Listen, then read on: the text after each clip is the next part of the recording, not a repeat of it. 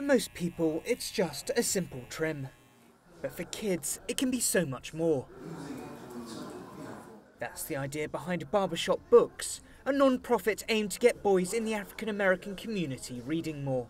We're in 2015, and more than 80% of black boys in the richest country in the world aren't reading. Like, it doesn't have to be that way. A teacher by trade, Alvin Irby now has 6 barbershops in New York supporting his non-profit. By using barbershops where people in the community get together, he hopes kids will start identifying books as a part of their culture. And barbers say it's well received. And you'd be surprised how much they enjoy looking at the book rack and being able to pick out something that they're interested in, okay? Because you know, children, it's hard to capture their attention. And the data shows urgent action is needed.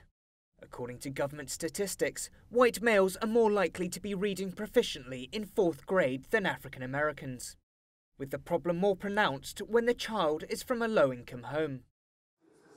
And while experts say initiatives like this can help, fundamental changes are needed.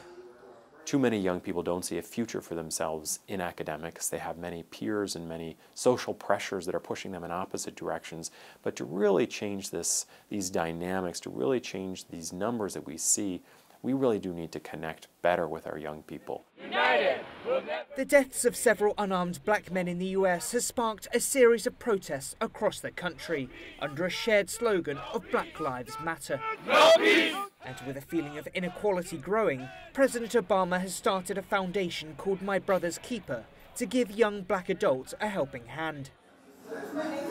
And like Barbershop Books, the hope is to give this generation of African Americans the tools to succeed later in life. Alvin now wants to take Barbershop Books nationwide. He hopes to raise in the region of $500,000 to give barbers across the US the resources to get African American kids excited about reading. William Denselow, New York, Rudal.